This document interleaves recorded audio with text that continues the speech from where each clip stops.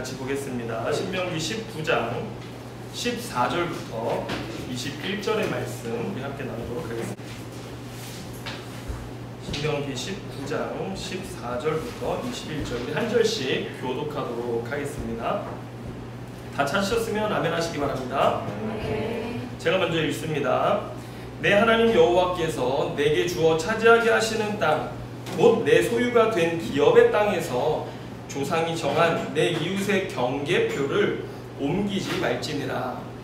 하나님의 모든 남에 관하여 또한 모든 죄에 관하여는 한 증인으로만 정할 것이 아니요 그 증인의 입으로나 또는 새 증인의 입으로 그 사건을 확정할 것이라. 만일 위증하는 자가 있어 어떤 사람이 악을 행하였다고 말하면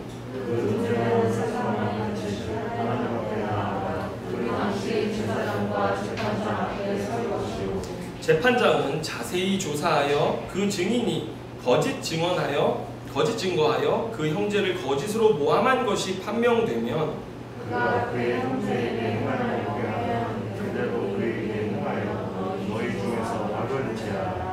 그리하면 그 남은 자들이 듣고 두려워하여 다시는 그런 악을 너희 중에서 행하지 아니하리라. 같이 읽습니다. 내 눈이 긍휼히 여기지 말라. 생명에는 생명으로, 눈에는 눈으로, 이에는 이로, 손에는 손으로, 발에는 발로 이라. 아멘. 자, 오늘 이 말씀을 가지고 하나님 나라 청사진 13번째 말씀을 함께 나누도록 하겠습니다. 여러분, 오늘 우리가 읽은 본문은 두 가지 주제를 가지고 있습니다. 하나는 무엇입니까? 이웃의 경계표를 옮기지 말라라고 하는 말씀이고, 또 하나는 위증죄에 관한 말씀입니다. 그런데 우리가 신명기에 나타난 율례와 규례들을 이렇게 볼 때 우리가 그동안 쭉 신명기 말씀들을 배워왔잖아요. 그런데 그 율례와 규례들을 어디에 갖다가 껴맞출 수 있냐면 10계명에 갖다 껴맞춰 볼 수 있는 것입니다. 그래서 10계명의 확장판이 율례와 규례라고 제가 말씀드렸던 것처럼 마찬가지로 이러한 율례와 규례들은 각각의 계명 아래 하위 분류될 수 있다는 것을 우리가 알아야 하는데, 자, 그렇다면 여러분 퀴즈를 내겠습니다. 이웃의 경계표를 옮기지 말라라고 하는 것은 몇 계명에 해당될까요? 모르겠다. 몇 계명에 해당됩니까? 그러면 위증죄는, 이건 좀 쉽죠. 위증죄는 몇 계명에, 어느 계명에 속하는 것일까요?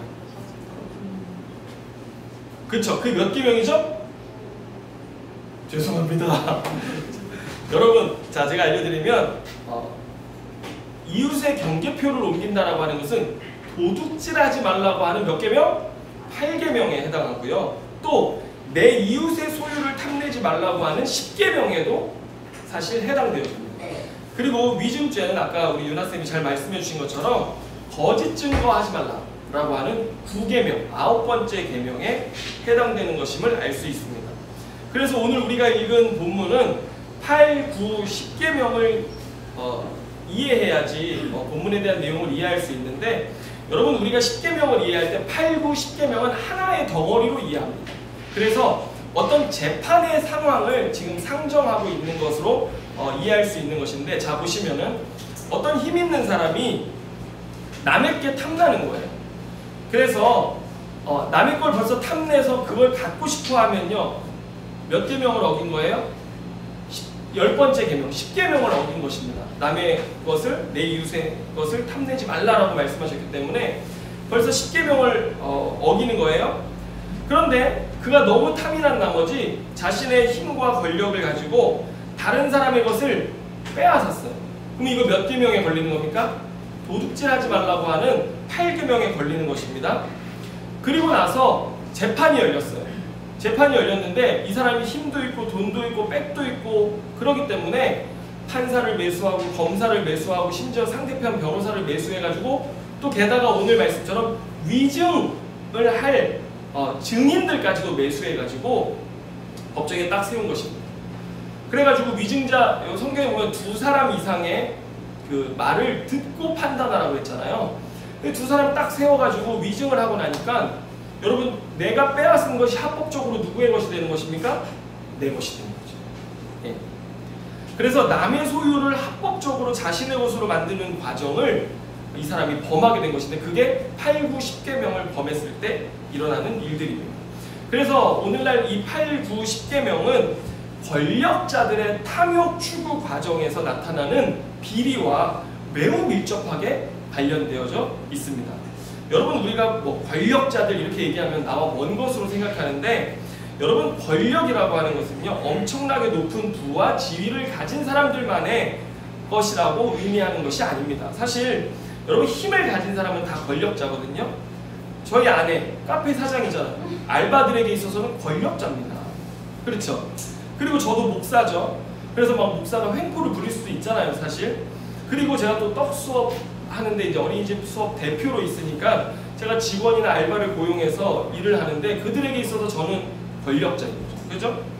사장과 대표가 힘을 가진 권력자예요. 직장에서도 상급자는 하급자에게 뭡니까? 권력자입니다.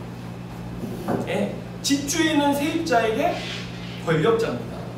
예. 그래서 여러분 이 지역에도 저희 카페 건물을 중심으로 해서 여러 카페 한 17개의 카페가 있어요.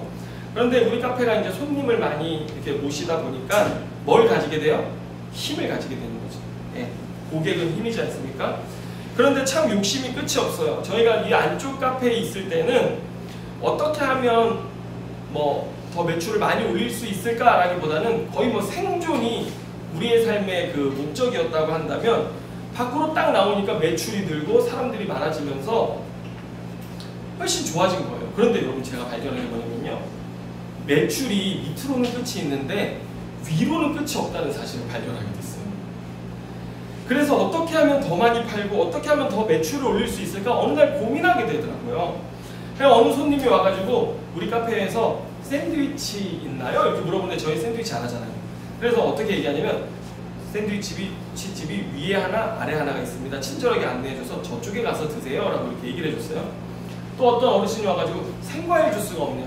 저쪽에 내려가면요 주시라고 아주 맛있는 생과일집이 있습니다. 저리 가세요 이렇게 보내드렸단 말이에요. 근데 그게 계속 반복되니까 어떤 마음이 들겠어요? 이 사람들이 온 김에 샌드위치도 여기서 먹고 음료수도 여기서도 먹고 그러면 좋겠고 생과일 주스도 조금 이렇게 갈아가지고 잘해서 주면은 그것도 우리의 수입이 될 텐데 왜 우리는 자꾸 좋은 사람들한테만 소개해주고 그러고 있는 걸까? 이런 생각이 들어가지고 안 되겠다. 제가 아내를 닥달하기 시작했습니다.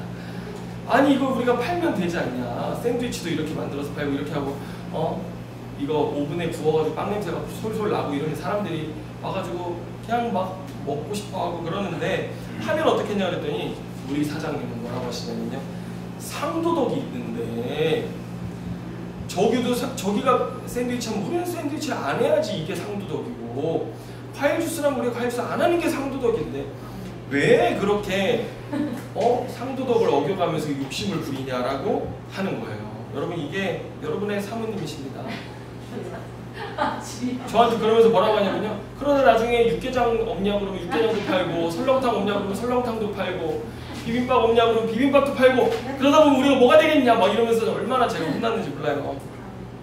다른 사람들이 하지 않는 걸 해야지 라고 하면서 뭐 얘기를 하는데 저는 아직도 이해가 안 됩니다.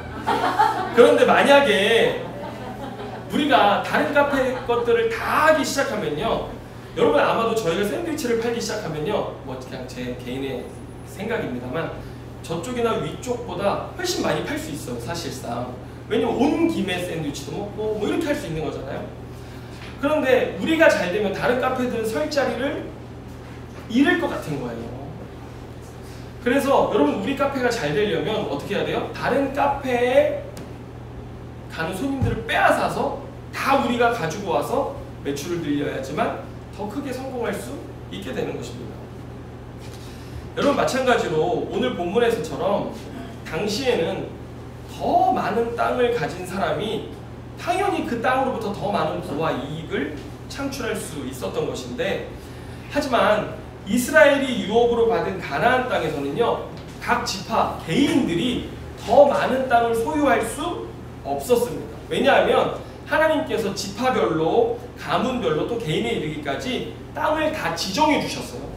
경계표를 세워서 너네 지파는 여기부터 여기에서 살아. 이렇게 해서 다 가나안 땅을 12지파들에게 분류해줬어요. 그리고 그 땅을 하나님께서는 사고 팔 수 없게 율법으로 정하셨습니다. 왜냐하면 이 약속의 땅을 기업으로 받은 그들이기 때문에 여기서 자자손손 그 약속의 땅 안에서 살아가도록 하나님이 정하신 것이어서 그것을 팔면 약속의 땅을 떠나버릴 거 아닙니까? 그래서 약속의 땅을 팔지 못하게 주님이 하신 거고요. 그리고 이 땅을 가졌다라고 하는 거, 이건 뭐냐면요, 하나님이 선물로 주신 이 땅을 가졌다라고 하는 것은 하나님의 백성의 일원이라고 하는, 이 하나님의 백성 공동체에 소속됐다고 하는 언약과의 관계에 있어서 굉장히 중요한 의미를 갖고 있었던 것입니다. 그런데 사람들이요, 경계표를 옮기고 싶은 거예요. 이렇게 여러분 측량하잖아요. 집을 다 이렇게, 저희도 카페에 다 이렇게 구획이 나눠져 있거든요. 근데 이걸 이렇게 옮기고 싶은 거예요. 조금. 왜 그랬을까요? 이스라엘 백성들의 마음속에 뭐가 생긴 거예요? 욕심이 생긴 것입니다. 그럼 이 욕심은 도대체 어디로부터 온 것인가? 여러분, 근본적으로 이런 욕심의 출처는 어디였겠습니까? 바로 가나안 땅 사람들이었습니다. 여러분, 가나안 땅의 가치라고 하는 것은 무엇이냐면 부와 물질적 풍요에 있었습니다. 바알신, 아세라신 전부 다 축복의 신이었어요. 풍요의 신이었고, 그리고 그것을 통해서 그들이 온갖 쾌락을 누리는 것이 그들의 삶의 가치였습니다. 그런데 이스라엘 백성들이, 하나님의 백성들이 그 땅에 들어갔을 때 하나님 뭐라고 하셨냐면 그 땅 백성들을 다 몰아내고 진멸하라고 그랬어요. 왜냐하면 그들의 죄악 때문에 내가 그들을 멸하려고 너희를 택하여서 여기 지금 보냈다라고 하는 것이거든요. 그런데 이스라엘 백성들이 순종했습니까? 안 했습니까? 안 했죠. 그러고 나서 어떤 일이 생겼냐면 이스라엘 백성들이 그들과 섞이기 시작했어요.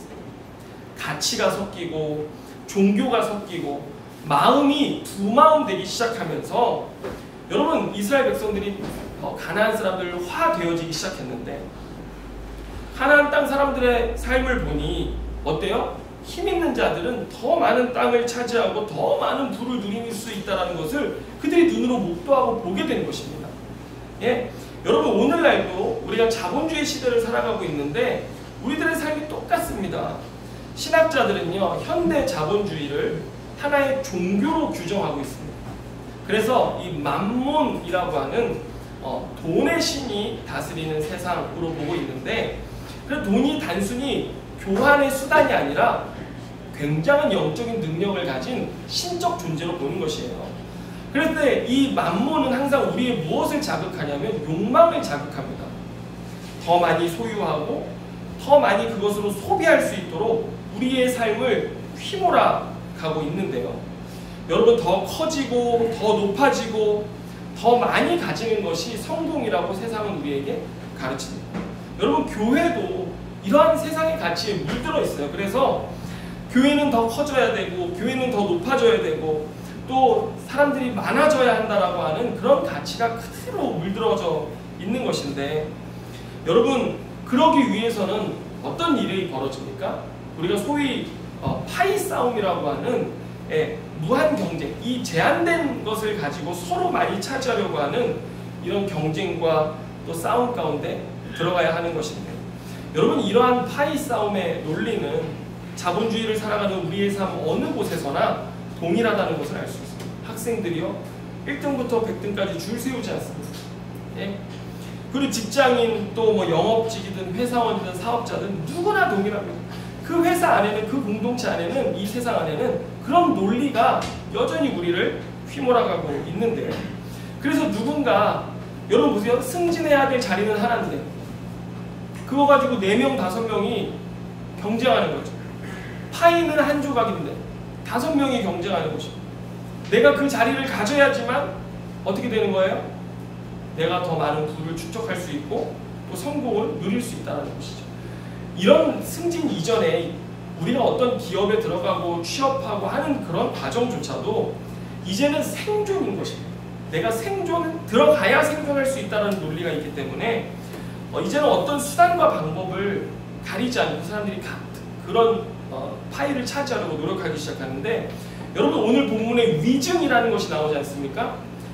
여러분, 왜 위증의 이 문제가 굉장히 악한 범죄냐면요, 남의 것을 도둑질하는 데 있어서 가장 효과적인 방법이 뭐예요? 위증입니다.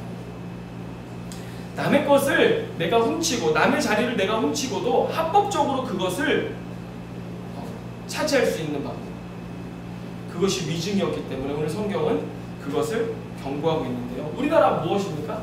사법농단이 다름 아닌 오늘의 본문의 내용이라고 하는 것입니다. 남의 것을 훔치고 재판관에게 뇌물을 주고 거짓 증인을 세우고 위증을 하게 하고 내가 원하는 것을 합법적으로 차지하는 것, 그것이 바로 사법농단인 것입니다. 여러분, 이런 사법농단은 10계명 중에서 8, 9, 10계명, 오늘 제가 말씀드린 이 계명을 위반하는 매우 중대한 죄악이었던 것입니다. 그런데 이런 욕망이 우리 안에 있는데 하나님 뭐라고 말씀하십니까? 이웃의 경계표를 옮길 수 없다, 딱 말씀하시는 것입니다. 하나님의 백성은요, 이웃의 경계표를 옮겨서는 안 된다라고 하시는 하나님 말씀 안에 살아야 했던 것입니다. 여러분, 이게 무슨 의미일까요? 우리가 이 땅을 살아갈 때 나의 생존 권리만큼 다른 사람들의 생존 권리도 중요하다고 하는 것입니다. 나의 생존권을 지키기 위해 너가 열심히 살아가는 것만큼 다른 사람의 생존권도 지켜주기 위해서 너 사는 인생 되어야 된다라고 하는 것을 우리에게 가르쳐주는 것입니다. 하나님께서 지키라고 하셨기 때문에 너의 삶만 중요하냐? 이웃의 삶도 중요하다. 하나님은 너도 살 수 있게 이 세상에서 하시고 그도 살 수 있도록 허락하셨는데 하나님이 허락하신 삶의 자리에서만큼 서로가 살아갈 수 있도록 그 삶을 침해해서도 안 되고 도둑질해서도 안 된다라고 하는 것이 오늘 본문의 말씀이라는 것입니다. 이것이 우리 세계의 전문 용어로는요, 상도라고 하는 것입니다. 직장에서도 이런 회사의 도가 있어야 하고요. 사업에서도 여러분 뭐가 있어야 돼요? 경영 윤리가 있어야 한다라고 하는 것입니다. 여러분, 하지만 우리 인간 안에는요, 욕심이 있어요. 정말 실로 끝없는 욕심이 있습니다. 우리 중에 누구 한 사람이라도 저는 욕심이 없습니다 라고 말하는 사람은요, 거짓말하는 사람입니다. 정말 이 욕심이라는 것은요, 채워도 다 채울 수 없는 끝을 모르는 우리들의 마음인데요. 여러분, 그래서 야고보서 1장 5절 말씀은 이렇게 말씀합니다. 욕심이 잉태한 즉 죄를 낳고, 욕심이 이제 뱃속에서 자라기 시작해요. 잉태돼가지고. 그러면 그게 뭘로 출산돼요? 죄로 출산되고, 죄가 장성한 즉 자라기 시작해요. 그 다음에 뭐가 나와요? 그 죄가 임신해가지고 이제는 사망을 낳는 이런 그림을 우리에게 보여주고 있는데, 욕심은요, 우리 안에서 막 자라나기 시작하는 거예요. 이게 그래가지고 우리의 삶을 결국 어디로 이끕니까? 죄와 사망으로 이끄는 것이다 라고 하는 것을 성경이 경고하는데, 여러분, 오늘 본문이 욕심에 대해서 지적하는 이것이 단순히 이 땅에서만 해당되는 것이겠습니까? 아니죠. 사람 욕심, 여자 욕심, 재물 욕심, 명예 욕심까지 해서 여러분, 결국 욕심은 이 세상을 어떻게 만듭니까? 무법천지의 세상으로 만들어버리는 것입니다. 우리가 기억해야 될 것이 있습니다. 여러분, 인간의 타락이 어디로부터 말미암았는지를 한번 기억해 보십시오. 창세기 3장 5절에 보면요, 뱀이 하와를 유혹하는데 뭐라고 유혹하냐면, 너희가 저 선악과를 먹는 날에는 눈이 밝아지고 하나님과 같이 될 것이다 라고 하는 것이 뱀의 유혹이었습니다. 그런데 인간이 그거를 따먹었잖아요. 그러면요, 인간의 욕망의 끝은 어디입니까? 내가 하나님이 되는 1인 독식의 신적 존재가 되지 않는 이상은 우리 안에 있는 이 욕심은요, 절대 만족되어지지 않는다라고 하는 것이 성경의 메시지인 것입니다. 여러분, 세상에는 정말 이런 사람들, 이런 욕심으로 가득 차 있습니다. 우리가 추석 명절을 보내는데 명절 때마다 가족끼리 불화가 있어요. 왜 그럴까요? 대부분의 원인 중에 하나는 유산 상속. 부모님 돌아가시고 재산을 상속하는데 누구는 많이 가져가고 누구는 적게 가져간 문제 때문에, 돈 때문에 그 사이좋았던 형제들의 마음이 갈리고 형제들 간의 우애가 사라지는 거예요. 또 부모들도요, 이제 자식들이 오잖아요. 그러면은 자식들한테 받고 싶은 마음이 있잖아요. 부모로서 내가 너를 이렇게 키웠는데 이제 너희들이 세상에서 자리 잡고 했으면 용돈도 가져오고, 이런 기대가 있잖아요. 그런데 자녀들이 내가 원하는 것만큼 안 가져온 거예요. 그러면 서운합니까? 안 서운합니까? 20년 뒤에 제가 다 지켜보겠습니다. 제가 지금이야 그렇지만요. 나중 가면요. 자녀들이 내가 기대한 것보다 조금 가지고 오면 서운한 거예요. 그래서 부모와 자식 간에도 불화가 있고요. 한 가정 안에서도 욕심이 이렇게 모든 것을 망가뜨리는데 여러분 우리의 인생 인간의 욕심이 다 망가뜨려 놓은 것입니다. 제가 자꾸 카페 얘기만 해서 죄송한데 우리 카페도 길가로 나오면서 여기 위에 있는 이디야 카페하고 알게 모르게 갈등이 있었어요. 이디야 장로님이시고 제가 그 단골이었거든요. 근데 저는 가면은 이름을 부르지 않아도 전화번호를 부르지 않아도 자동 적립 시스템 이런 것도 제가 누리면서 되게 가깝게 지냈어요. 그랬는데 저희가 저 안에 있을 때는 이디야 장로님 늘 우리를 긍휼의 대상으로 보셨어요. 그래서 뭐 허니 브레드도 팔아봐라, 이게 단가가 많이 남는다, 뭐 이렇게 조언도 해주시고 막 그랬는데 우리가 이쪽으로 떡하니 나오고 나니까 불편하십니다. 손님들이 이렇게 와서 올라가던 길이었는데 우리가 그냥 목을 팍 잡고 있는 거잖아요, 여기서. 그러니까 손님들이 일로 다 들어오잖아요, 어르신들이. 그러니까 불편한 거예요. 처음에는 인사하면 인사를 잘 받아주셨는데 가면 갈수록 인사를 안 받아주세요. 이렇게 힐끗 쳐다보고 그냥 들어가시고 막. 그러니까 우리 얼마나 불편해요. 그런데 저희가 이번에 휴가를 갔을 때 새벽에 그 이디야 장로님한테 갑자기 아내한테 전화가 왔어요. 그래서 하시는 말씀이 뭐냐면 전날 이 제빙기 청소를 하고 직원이 안 켜놓고 간 거예요. 얼음이 하나도 없는 거야. 아침에 장사하려고 문을 열었는데. 그래서 불이 나게 우리한테 전화를 해서 쉬시는 중인데 죄송하지만 송구하지만 얼음을 좀 빌려달라고. 그래서 아내가 저보고 이제 원격으로 문을 열어달라고 전화를 했는데 저한테 얘기를 했는데 하기 해주기 싫은 거예요.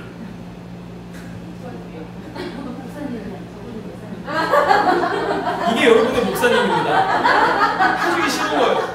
여러분 이거 아셔야 됩니다. 이 카페의 지성소는요 제빙기예요. 카페의 지성소 항상 정결하고 거룩해야 되는 것이 그 지성소 제빙기인데 우리가 있으면 그래도 좀 한 바가지 퍼줄 수도 있고 한데 우리도 없는데 문을 열어달라고 그래가지고 그걸 퍼가지고 가겠다고 하니 해주기 싫은 거예요.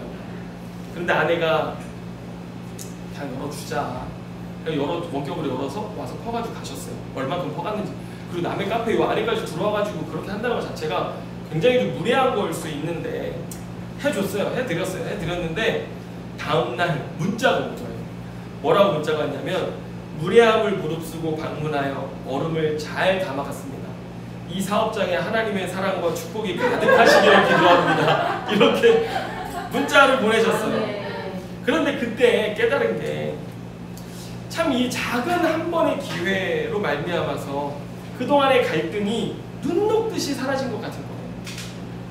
막혀있던, 우리 또 관계 가운데 막혀있던 채증이 있었는데 그것이 이제 좀 내려가는 것 같고 이런 뜻하지 않은 기회였지만 이런 기회로 관계도 풀리고 마음도 얼마나 편해졌는지. 그래서 사실 뭐 제가 이렇게 열어준 게 뭘 베풀었다라기보다는 그냥 내 것을 나누고 조금 그냥 문을 열어준 것밖에 되지 않잖아요. 그런데 세상에 내가 조금 문을 열어주고 조금 양보했더니 나누었더니 이 삭막한 인간관계 속에 온기와 축복이 베풀어지더라라는 것들을 깨닫게 되어진 것입니다. 오늘 하나님께서 우리에게 특별히 욕심으로 가득한 우리에게, 여러분 우리 욕심으로 가득한 사람들이잖아요. 이웃의 경계표를 옮기지 말라는 그 말씀은 어떤 뜻이겠습니까? 하나님이 우리에게 있어서 단지 남의 것, 자기 땅만 잘 지키고 살아가라 그것보다 이런 욕심에 가득한 사회 속에서 마음을 조금 열어주는 삶, 내 것을 조금 나누어주는 삶, 그런 베푸는 삶을 살기 시작했을 때 세상이 변하더라 라고 하는 것을 우리에게 가르쳐 주시는 것입니다. 여러분 성경에서는 이웃의 경계표를 옮기지 말라라고 하는 이 말씀을 또 다른 의미로도 표현을 하는데 여러분 잠언 30장 7절로 9절의 말씀을 가보면요 아주 유명한 아굴의 기도가 있습니다. 제가 읽어드리면 그의 기도가 어떠한 내용인지 아실 수 있는데 자, 내가 두 가지 일을 주께 구하였사오니 내가 죽기 전에 내게 거절하지 마옵소서. 곧 헛된 것과 거짓말을 나에게서 멀리 하옵시며 나를 가난하게도 마옵시고 부하게도 마옵시고 오직 필요한 양식으로 나를 먹이시옵소서. 혹 내가 배불러서 하나님을 모른다 여호와가 누구냐 할까 하오며 혹 내가 가난하여 도둑질하고 내 하나님의 이름을 욕되게 할까 두려워함이니이다. 여러분, 이웃의 경계표를 옮기지 말라라고 하는 주님의 말씀을 우리가 성경 안에서 다른 의미로 살펴보면 뭐예요? 하나님이 주시는 것으로 자족하며 살라라는 것입니다. 여러분, 하나님이 그 땅을 주셨다는 건 뭐냐면 내가 그 땅에 너가 살게끔 책임지겠다라고 하시는 주님의 말씀입니다. 내가 너희 먹을 것을 만나를 내려 너희를 배고프지 않게 했던 것처럼 너희들의 그 삶의 지경이 남과 비교할 필요 없어요. 어떠한 모양이든 거기서 내가 너를 살게 하겠다라고 하시는 주님의 강한 메시지가 들어있는 것인데, 여러분, 우리가 내가 벌고 내가 쟁취한다라는 관점에서 하나님이 나에게 공급하신다, 하나님이 나를 먹이신다라고 관점을 바꿨을 때 여러분 그때 뭐 할 수 있어요? 마음을 열 수 있고 베풀 수 있고 내 것을 놓아줄 수 있는 것입니다. 욕심에 매이지 않을 수 있는 거예요. 여러분, 우리가 1:1 양육교재에서 배우지 않습니까? 배우신 분들 아실 거예요. 누가 종이고 누가 주인인가 라고 하는 챕터가 있어요. 배운 분들 기억나시죠? 우리가 주인일 때, 내가 인생의 내가 주인일 때는 내가 중개자를 시켜요. 중개자가 누구냐면 목사예요. 목사님, 하나님 움직여서 내가 원하는 이것 좀 들어주게 해주세요 라고 하는 것이 내가 주인인 인생의 방식이에요. 그런데 하나님이 인생의 주인인 사람들의 특징은 뭐냐면요, 우리가 종이에요. 우리가 종이어서 우리는 하나님께 무엇을 달라, 해달라 구하는 것이 아니라 주님의 뜻을 듣고 순종하는 거예요. 그러면 우리의 필요에 대해서 누가 공급하시는 거예요? 하나님이 공급하시는 것입니다. 모든 자원을 공급하시는 분, 주인이시라고 하는 것이죠. 그래서 그 종은 주인의 뜻에 순종하기만 하면 되는 것입니다. 여러분, 그래서 때로 우리가 하나님 저 축복해 주세요, 하나님 저 잘되게 해주세요, 복 주세요 라고 하는 이러한 기도가요, 우리의 욕심일 때가 굉장히 많습니다. 제가 선교단체 사역하면서 후원받고 살았어요. 어느 날은 50만 원이 후원되고 어느 날은 70만 원이 후원되고 뭐 이렇게 늘 제각각이에요. 그런데 아내는 늘 부족하니까 힘들어하면서 저에게 이렇게 재정이 부족해서 어떡하냐 라고 이야기를 하지만 제가 하나님 앞에 기도하잖아요. 하나님 주시는 마음이 뭐냐면요, 나는 너에게 풍족하게 주었다, 이런 마음을 주시는 거예요. 그러니까 어떡합니까? 내가 뭔가 잘 사용하지 못했구나. 제가 아직도 저희 아내한테 혼나는 한 가지 대목이 있는데, 그렇게 후원받아 어려운데요, 제가 백화점에 가서 27만 원짜리 케빈 클라인 자켓을 샀다가 지금까지도 제가 욕을 먹고 있어요. 그 입을 때마다 맨날. 그러니까 뭐가 잘못된 거예요? 올바로 사용하지 않은 게 잘못됐다는 거예요. 내일 입으시면 못 버리게 하고 있어요. 그래서 여러분, 그래서 하나님은 항상 우리에게 어떻게 주세요? 알맞게 주십니다. 그런데 우리는 더 주세요가 아니라 하나님이 알맞게 주신 것을 어떻게 살아가는 방법을 배워야 돼요? 주신 것에 알맞게 살아가는 방법을 배워야 됩니다. 우리가 더 많은 소비, 더 많은 지출이 있기 때문에 하나님 더 주세요 이렇게 되는 거지, 주신 것에 만족할 줄 모르게 된다고 하는 것입니다. 여러분, 우리가 예수 그리스도를 믿고 복음을 믿잖아요. 여러분, 복음이 왜 기쁜 소식일까요? 주님은 우리의 모든 필요한 것을 공급해 주시는 아버지이시기 때문에 복음이 기쁜 소식입니다. 그분의 공급은 완전하고 그분은 신실하시고 그분은 실수가 없으시고 한시도 우리의 삶에서 눈을 떼지 않고 불꽃 같은 눈동자로 우리를 보신다고 말씀하시고, 그분은 우리를 고아와 같이 내버려 두지 않으신다고 말씀하시고, 그분은 우리의 이름을 손에 새겨 잊지 않으시겠다라고 말씀하시는 하나님 아버지시기에 그분이 나의 인생의 모든 필요를 공급하신다라는 그 하나님과의 관계가 열려지는 것, 그것이 복음인 것입니다. 오늘 우리는 세상의 욕심에 쌓여서 더 가지려고, 더 쌓으려고 하는 삶, 이젠 아니고요. 또 그것을 위해 온갖 거짓된 방법을 쓰는 거죠. 위증을 하고 사법농단을 부려서라도 무언가를 쟁취하기 위해서 노력하는 삶이 아니라, 주님 우리에게 요구하시는 삶 무엇입니까? 하나님의 주인 되심을 인정해라. 주님 그거 우리에게 말씀하시는 것입니다. 그분이 우리의 인생의 주인 되실 때 우리는 어떤 세상을 만들어갈 수 있는 줄 아십니까? 모두가 공존하고 상생하는 그런 세상을 우리가 만들어갈 수 있는 것입니다. 여러분, 주님이 우리에게 주시는 하나님 나라의 청사진 한 장이 이사야서에 들어있어요. 이사야서에 보면은 11장 6절부터 9절에 여러분 잘 아는 말씀인데 노래로도 나와 있는 찬양으로 나와 있는 말씀인데 제가 한번 읽어드릴게요. 그때의 이리가 어린 양과 함께 살며 표범이 어린 염소와 함께 누우며 송아지와 어린 사자와 살찐 짐승이 함께 있어 어린아이에게 끌리며 암소와 곰이 함께 먹으며 그것들의 새끼가 함께 엎드리며 사자가 소처럼 풀을 먹을 것이며 젖 먹는 아이가 독사의 구멍에서 장난하며 젖된 어린아이가 독사의 굴에 손을 넣을 것이라. 내 거룩한 산 모든 곳에서 해됨도 없고 상함도 없을 것이니 이는 물이 바다를 덮음같이 여호와를 아는 지식이 세상에 충만할 것임이니라. 여러분, 이거 무슨 말씀인지 아시죠? 우리 학생들이 이해를 못한 것 같아요.